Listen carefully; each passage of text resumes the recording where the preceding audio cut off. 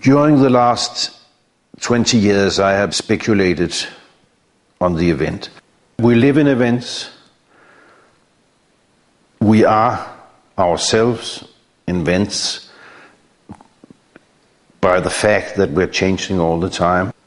Bodies act, forces and powers clash, in which things proceed, in which relation develops, and in which there is an atmosphere surrounding everything which draws itself back into itself and which gives us opportunity to explore the world.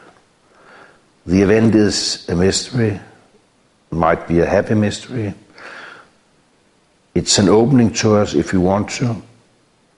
That means if we do not close it. And I think the manager, the leader, has to learn not to close the event. Of course, you have to close the event sometimes because you have to set the agenda, you have to decide, you have to set what actually happened at the meeting.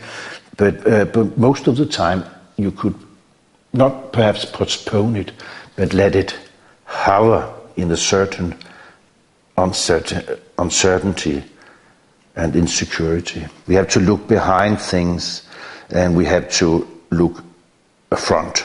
We have to look to the future. We have to have a utopia when we have to have visions in order to escape from the power which the event dominates us with, because the event always belongs to the other, like language does. And as Friedrich Nietzsche said, it is the right of the conquerors to give the names.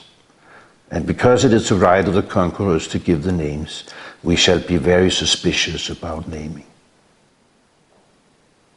Not to name the event, to wait for the event, to give events its time, to dwell in the event, to listen to the event, to be able to receive the event, to prove worthy of the event. Epictetus said it very well: do not wish that everything that happened as you wished it, but wish that it happened as it happened. And this is a very strong stance. There is an empty space inside everything that happens. And this is rather obvious if you think about the fact that you never know for sure what actually happened. You can discuss what happened forever as long as people have the strength to discuss it.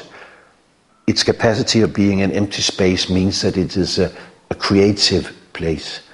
The empty space creates, like the eye of the storm, or like the first movement of the universe, or the first moment before the universe created the moment. This emptiness also gives us two opportunities: to reinterpret the event all the time, as long as we live, as long as the world exists, and to understand that we cannot name it as we like. Even if we are totally consenting upon the facts which happened, nobody can be sure. The event is actually in a tension between what rushes away and never is here, can't be grasped, can't be stopped, and what in a way lingers with us and is a part of us, a sort of time inside time, another type of time, a time also outside time, the moment.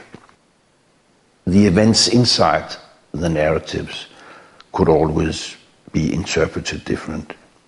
And this is, of course, an enormous freedom of thought, that you can rethink your life all the time, and also rethink the history of the world, and actually see, perhaps in the end, not what happened, you can never see that, but you can see another picture of what happened. A picture of bodies, of forces, of fights, which is often hidden in the official stories. What is in our power, we have to influence. And of course we also have to try to move the demarcation line and also influence that which is not yet in our power. But we have to act, and we have to change the world, and we have to change the event. But on the other hand, we also have to receive this event from ourselves and from our own actions. And we have to learn from what we are doing about what we are thinking and about what the event is.